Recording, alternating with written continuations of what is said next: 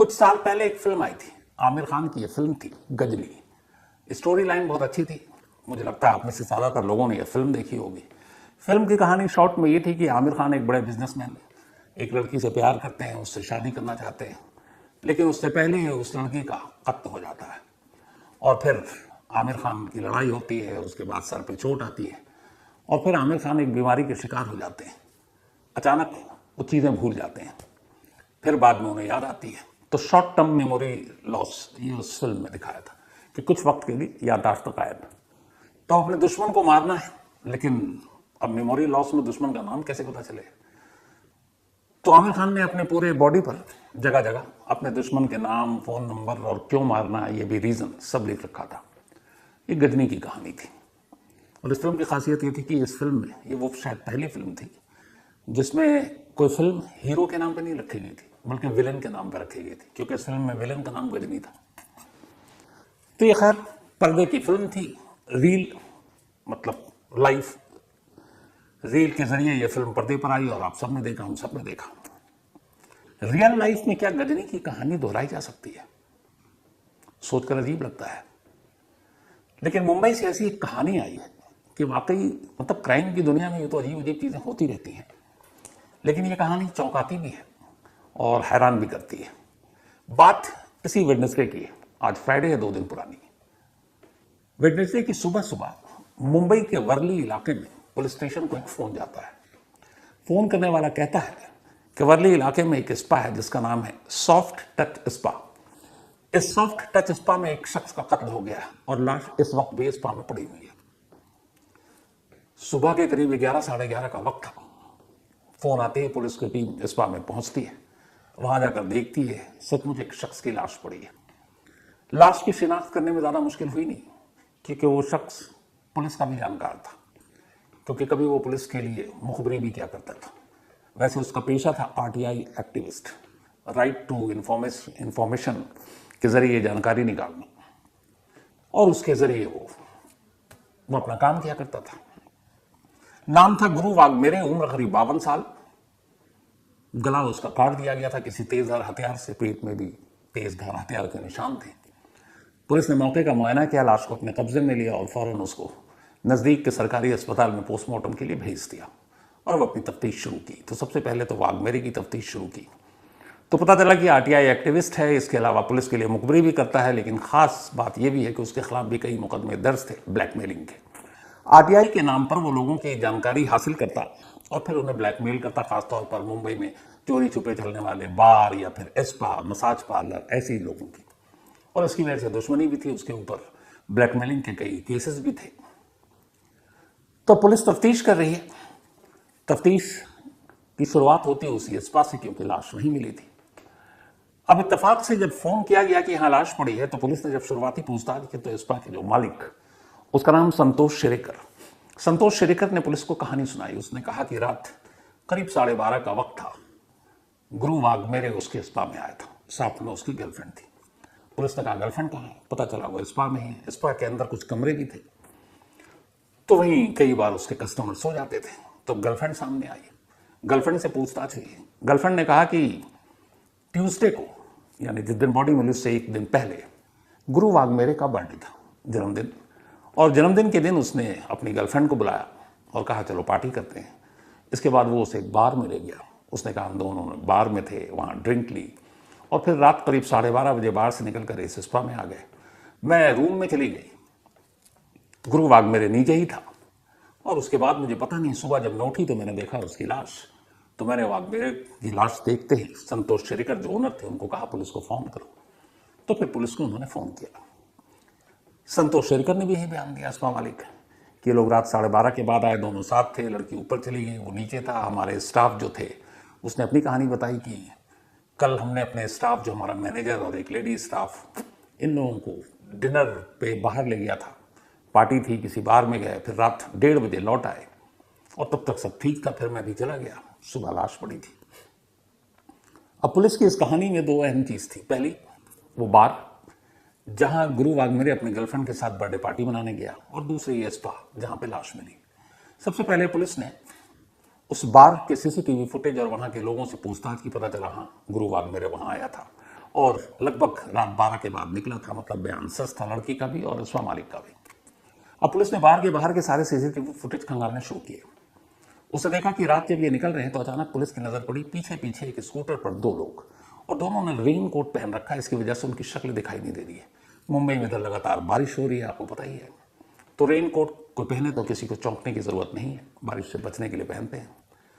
तो पुलिस ने देखा वो दो लोग निकल रहे हैं, लेकिन फिर भी उन पर ज्यादा ध्यान पुलिस ने दिया नहीं।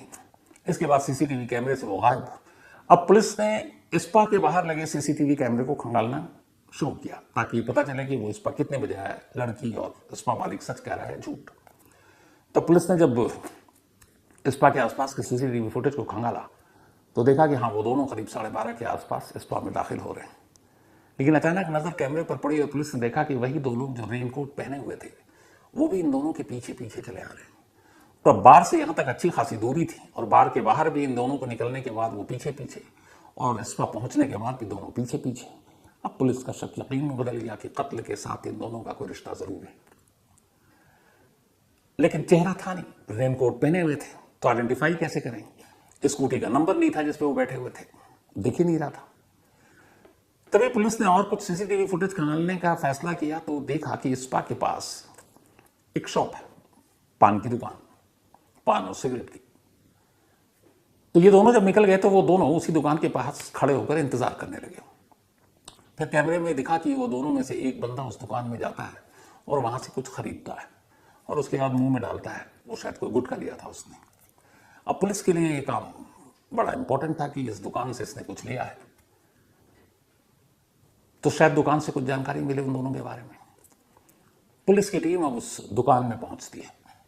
दुकान में पहुंचने के बाद वो बताती है कि रात सीसीटीवी कैमरे में वक्त था उसमें कि ये टाइम है, इस टाइम पे कोई आया था कि नहीं आया था।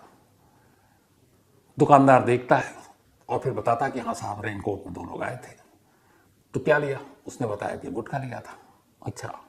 अब पुलिस लौट ही रही थी कि तभी याद आया कि यार पूछ लूं, क्योंकि आजकल डिजिटल का जमाना है।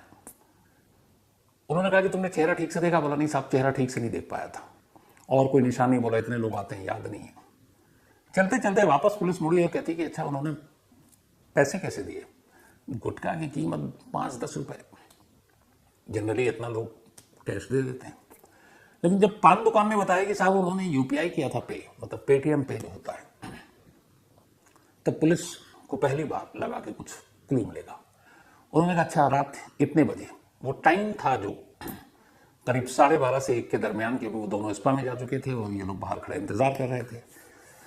तो उस टाइम पे, जिस टाइम पे इसने लिया, वो तमाम पेटीएम की जो बैलेंस थे पुलिस ने दुकानदार से चेक करने के लिए कहा। उसने चेक करने लगा और अचानक उसे याद आया, क्योंकि उसने 2 गुटखा लिया था, करीब 20 रुपए का पे किया था, और उसने पे किया था यूपीआई आईडी से अपने पेटीएम के थ्रू। अब यूपीआई आईडी के जरिए जब आप पेमेंट करते हैं किसी को तो मोबाइल नंबर आ जाता है उसमें। अब यूपीआई आईडी के जरिए उसका नंबर और नाम दोनों आ गया। आप देखेंगे तो नाम भी आ जाता है, और नहीं भी आया नाम तो फिर उस नंबर से आप उसका नाम भी निकाल सकते हैं। तो पुलिस के सामने वो नाम आया, नाम था फिरोज अंसारी। अब पुलिस के पास नाम है और नंबर है, पुलिस वहां से निकलती है। अब उस नंबर को खंगालने की कोशिश करती है जिस फिरोज अंसारी के नंबर पे रात, यानी कि ट्यूसडे और वेडनेसडे की देर रात किन किन नंबरों पर कॉल किया गया और वो किस किस से उसने बात की। तो जब फिरोज अंसारी की मोबाइल में झांका गया तो पुलिस ने देखा कि उस दरमियान अगर बार से लेकर स्पा तक के 2 घंटे के बीच की बात करें, और फिर पुलिस को हैरानी हुई कि सुबह 4-5 बजे भी उसी नंबर से बात हो रही है। अब एक नंबर जिससे सबसे ज्यादा बार इस पूरे इंसिडेंट के दौरान बात हो रही है, वो एक ही नंबर था। पुलिस ने जब उस नंबर को निकाला कि नंबर किसका है, तो पुलिस हैरान थी। इधर पुलिस की एक टीम ये सारी इन्वेस्टिगेशन में लगी हुई थी ताकि कातिल तक पहुंचे। अब नंबर मिल गया, जिस नंबर से फिरोज अंसारी बातचीत कर रहा है वो नंबर भी अब पता चलेगा किसका है। इधर दूसरी टीम बाकी चीजों की तफ्तीश में लगी हुई है, और तभी केस के इन्वेस्टिगेटिंग अफसर के पास, अब चूंकि सुबह तो हो ही चुकी थी दिन, अस्पताल के मुर्दाघर से एक फोन आता है। पूछता है हाँ डॉक्टर साहब क्या हुआ, क्योंकि मर्डर कैसे हुआ ये कोई बड़ा ओपन सीक्रेट था। गला कटा हुआ था, तेज धार हथियार से, पेट पे भी तेज धार हथियार से वार किया गया था। तो ज़्यादा खून बहने की वजह से और गर्दन के नस कटने से मौत हो गई होगी, इसमें कोई हैरानी तो थी नहीं। लेकिन डॉक्टर ने कहा कि मैं आपको ये नहीं बताने के लिए मैंने आपको फ़ोन किया कि ये गला कैसे कटा, मतलब कैसे मौत हुई, बल्कि एक अजीब चीज़ बताने के लिए फ़ोन किया। अब पुलिस अफसर के कान खड़े कि क्या हुआ। उन्होंने कहा कि जब इसको हमने अभी लिटाया है पोस्टमार्टम टेबल पर पोस्टमार्टम करने के लिए, तो पोस्टमार्टम करने के लिए आपको सारे कपड़े उतारने पड़ते हैं। तो उनका जैसे इसका पैंट उतारा, एक अजीब चीज़ दिखाई दी। इसके पैर के दोनों जांघों पर कुल 22 नाम लिखे हुए हैं, और वो नाम किसी पेन या किसी और चीज से नहीं, क्योंकि वो तो धुल जाएगा, मिट जाएगा नहाने धोने में। उसने कहा ये सारे के सारे नाम उसने टैटू की तरह गुदवा रखे हैं, बाकायदा सीरियल वाइज 1 2 3 4 5 6 7 8 9 22 तक नाम है। और पहली जांघ पर इसके पूरे नाम जब भर गए, जगह बची नहीं, एक बोर्ड की तरह, ब्लैक बोर्ड की तरह, तो उसके बाद अब इसने दूसरे जांघ पे नाम लिखवाना शुरू किया और गुदवाना शुरू किया, और उसमें अब भी कुछ जगह है, लेकिन 22 नाम पूरे इसके उस पर लिखे हुए हैं। अब पुलिस के लिए बड़ी हैरानी की बात है कि 22 नाम क्यों लिखेगा, कौन होंगे वो लोग, और इतनी तकलीफ उठाकर वो गुदवा रहा नाम एक एक कर। फिर डॉक्टर ने कहा कि इन नामों के ऊपर उसने 3 लाइनें और लिखी हैं शुरुआत में, उसके बाद नाम की गिनती शुरू होती है, और वो तीनों लाइन मराठी में है। और वो लाइन ये है कि मैं अपने दुश्मन के नाम डायरी में लिखकर जा रहा हूं, अगर मुझे कुछ हो जाता है तो इन्हीं में से जांच कीजिएगा।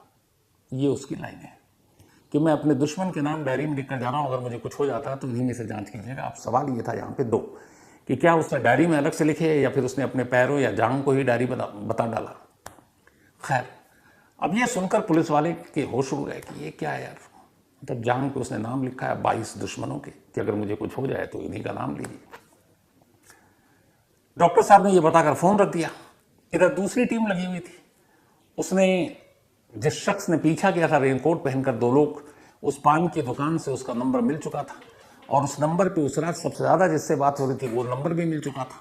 और वो टीम अब इंस्पेक्टर को, आईओ को, जो इन्वेस्टिगेटिंग अफसर है, उसको ये रिपोर्ट देता है कि साहब वो जो दोनों रेनकोट वाले उनमें से एक की पहचान हो गई है, उसका नाम है फिरोज अंसारी। और फिरोज अंसारी ने वारदात वाली रात एक नंबर पर सबसे ज्यादा जो बात की है। तो पुलिस वाला कहता है कि रुको, कहीं जिस नंबर पे उसने सबसे ज्यादा बात की है उसका नाम संतोष शेरेकर तो नहीं है। अब सामने वाला चौंकता है कि मेरे बताने से पहले साहब को कैसे पता। तो बोला बिल्कुल, उस नंबर से सबसे ज्यादा जो बात की रात को वो संतोष शेरेकर है, और संतोष शेरेकर कोई और नहीं, उसी अस्पा का मालिक था जिस अस्पा में गुरु का कत्ल हुआ था। इतना सुनना था पुलिस के, अब तक तफ्तीश में वही साथ दे रहा था, गवाही दे रहा था कि मैं रात को था, सुबह हुआ। अब पुलिस संतोष शेरेकर को उठाती है और उससे पूछताछ शुरू करती है। उधर डॉक्टर उस दोनों जांघों की तस्वीर व्हाट्सअप करता है पुलिस वालों को कि सर ये 22 नाम है। पुलिस नाम देखती है, बस उसमें एक नाम की तलाश थी, क्या उन 22 नामों में संतोष शेरेकर का नाम है कि नहीं। और पुलिस को बहुत ज़्यादा मशक्कत नहीं करनी पड़ी, क्योंकि 1 2 3 4 5 के बाद जैसे ही 6ठे नंबर पर पुलिस की नज़र गई, उस 6ठे नंबर पर गुरु के दुश्मन के तौर पर इसी संतोष शेरेकर का नाम लिखा हुआ था। यानी मरने वाला अपने दुश्मन के नाम अपनी जान पर लिख कर गया था, और इस कातिल का नाम 6ठे नंबर पर था।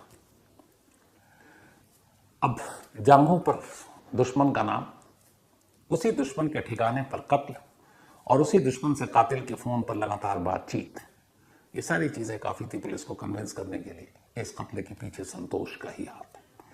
अब पुलिस उससे पूछताछ करती है। थोड़ी देर के बाद सारी कहानी सामने आ जाती।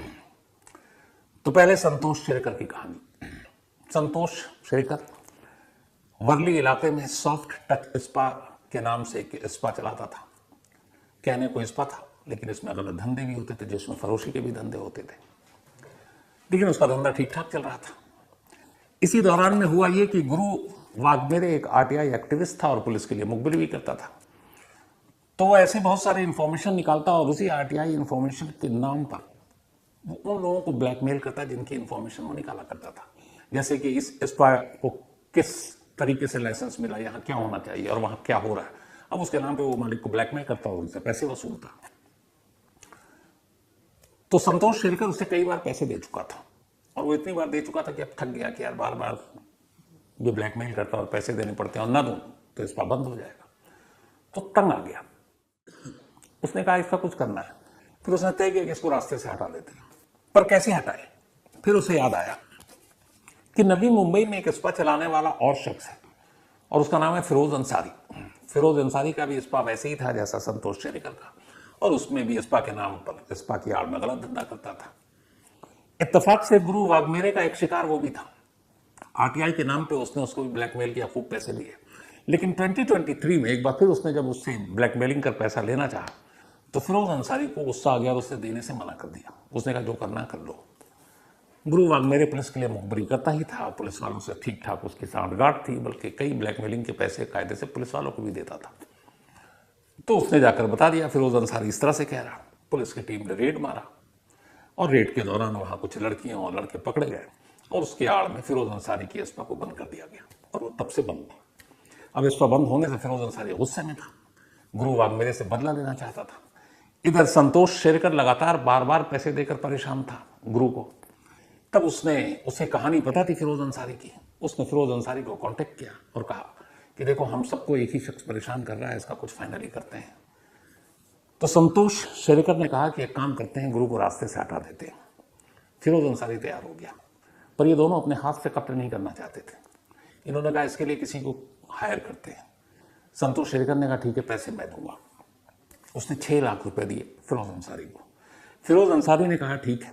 उसने दिल्ली में रहने वाले अपने एक जानकार, अपने एक दोस्त जिसका नाम साकिब अंसारी है, उसको कांटेक्ट किया और कहा कि मैं तुझे 4 लाख रुपए दूंगा, तुझे एक कत्ल करना है। साकिब अंसारी तैयार हो गया। उसके बाद वो दिल्ली से सीधे मुंबई पहुंचता है। मुंबई पहुंचने के बाद अप्रैल में वो मुंबई पहुंचा और 3 महीने तक ये रेकी होती रही कि गुरु वाग्मेरे कहां जाता है, कैसे आता, कब आता। इस दौरान में संतोष शेरिकर ने कभी गुरु पे जाहिर नहीं करने दिया कि मैं तुमसे नाराज हूं, क्या हूं। बीच में उसने कुछ पैसे भी दे दिए और बोला भाई हमें बख्श दो, आते जाते रहा करो। तो अक्सर वो अपनी गर्लफ्रेंड के साथ उसके स्पा में भी जाता जिसे वो ब्लैकमेल करता था। तो पूरी उसकी रेकी कर ली। उसके बाद उन्हें पता चला कि ट्यूसडे को गुरु का जन्मदिन है और वो अपनी गर्लफ्रेंड के साथ बार में है। और फिर उसने शेरिकर को कहा मैं कि तुम्हारे स्पा में आऊंगा। उसने भी कहा ओ भाई तुम्हारा बर्थडे है, मनाएंगे। और उसने ये खबर फिरोज अंसारी को दी। फिरोज अंसारी ने साकिब अंसारी को। फिर चूंकि अब साकिब अंसारी नया था मुंबई के लिए, उसने कहा मैं भी चलता हूं। तो फिरोज साकिब को अपने साथ स्कूटी पर बिठाता है।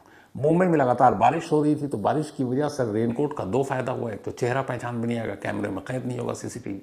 दोनों ने रेनकोट डाला और उस बार के बाहर पहुंच गए जहां पर गुरु और उसकी गर्लफ्रेंड थी। वहां बाहर इंतजार किया। रात जब 12 बजे के आसपास दोनों वहां से निकले तो पीछा किया, क्योंकि कत्ल स्पा के अंदर ही करना था। उसके बाद वो दोनों स्पा में चले गए। इधर उसी प्लानिंग के तहत संतोष ने अपने पहले स्टाफ को कहा चलो आज डिनर पार्टी तुम लोगों को करवाता हूँ। वो अपने मैनेजर, एक लेडी स्टाफ और एक और स्टाफ, उन तीनों को ले गया एक बार में। वहां उनको ड्रिंक पिलाया, खाना खिलाया और फिर वो लोग वापस आए और 1:30 बजे पूरा स्टाफ स्पा से बाहर निकल गया। अब सिर्फ स्पा के अंदर संतोष, गुरु और उसकी गर्लफ्रेंड थी। शेरकर ने उसकी गर्लफ्रेंड को कहा तुम कमरे में जाओ, आराम करो, हम थोड़ा इससे बात करते हैं। और उसके बाद उसने इशारा दिया। बाहर खड़े हुए थे दोनों अंसारी, फिरोज और साकिब। इशारा मिलते ही वो स्पा के अंदर घुसे। अंदर आते ही उन्होंने 7,000 का नया ब्लेड खरीदा गया था। उस 7,000 के न्यू ब्लेड से सीधे एक ने पकड़ा और दूसरा जो साकिब दिल्ली से इसी काम के लिए गया था, उसने गले पे वो ब्लेड को घुमा दिया। फिर यकीन करने के लिए कि वो मर गया, उसके पेट पे भी कई वार किया। और उसके बाद जब उन्हें यकीन हो गया कि ये मर गया है, तो उसी हालत में छोड़कर वहां से संतोष शेरिकर भी निकल गया। वो दोनों भी निकल गए। उधर उसकी गर्लफ्रेंड उसी स्पा के अंदर रूम में सो रही थी। वो सुबह उठी, 9:30 बजे नीचे आई और देखती है कि गुरु की लाश पड़ी है। वो चीखती है और फिर सीधे पहला कॉल संतोष शेखर को करती है। कहती मैंने देखा अभी अभी और वो गुरु तो मर गया। इसके बाद उसी वक्त फोन करने की बजाय संतोष शेखर करीब 1.5 घंटा लेता है। उसके बाद वो पुलिस को कॉल करता है, यानी पुलिस को कॉल करने वाला वही था। अब पुलिस उसको तो पकड़ ली, फिर फिरोज अंसारी को भी पकड़ लिया गया। उधर साकिब कत्ल करने के बाद मुंबई से दिल्ली के लिए निकल गया था, लेकिन उसकी बदकिस्मती थी, ट्रेन लेट हो गई। पुलिस ने उसका पीछा किया क्योंकि फिरोज अंसारी उसको बता चुका था किस ट्रेन में बैठा है। कोटा के पास मुंबई पुलिस की टीम ने साकिब को धर दबोचा और उसे वापस लेके मुंबई पहुंच गई। 3 लोग अभी तक इसमें अरेस्ट हो चुके हैं। अब बाकी लोगों को पुलिस खंगाल रही कि उनका क्या रोल है, खासतौर पर उसकी गर्लफ्रेंड का भी इसमें कोई रोल है कि नहीं है। अगर इतनी जल्दी ये केस सॉल्व ना होता तो मुंबई पुलिस के लिए एक बड़ा चैलेंजिंग केस ही होने जा रहा था, इसलिए कि एक शख्स जो मरा है अपने दुश्मन के तौर पर अपने ही बॉडी में उनके नाम लेकर घूम रहा 22 नाम, तो हो सकता था पुलिस हर एक 22 एक नाम खंगालती, लेकिन ऐसा होता उससे पहले उस लिस्ट में 6ठे नंबर पर दर्ज उस कातिल का नाम और उसकी गिरफ्तारी और ये सबूत पुलिस के हाथ लग गए, तो जो बाकी 21 नाम लिखे हुए वो कम से कम इत्मीनान की सांस लेंगे कि चलो हम बच गए। इन तीनों को गिरफ्तार करने के बाद कोर्ट में पेश किया गया और 30 जुलाई तक इन सभी को पुलिस हिरासत में भेज दिया गया है। अब बाकी मामले की तफ्तीश जारी है। तो याद कीजिए वो गजनी फिल्म और याद कीजिए ये कहानी, और ये तस्वीर आपने देखी किस तरीके से दोनों थाई पे यानी जांग पर नाम की पूरी लिस्ट। पता नहीं, मैंने इससे पहले रियल लाइफ में ऐसा क्राइम और ऐसा शख्स नहीं देखा जिसने अपने दुश्मनों के नाम अपने जिस्म पर यूं गुदवा रखे।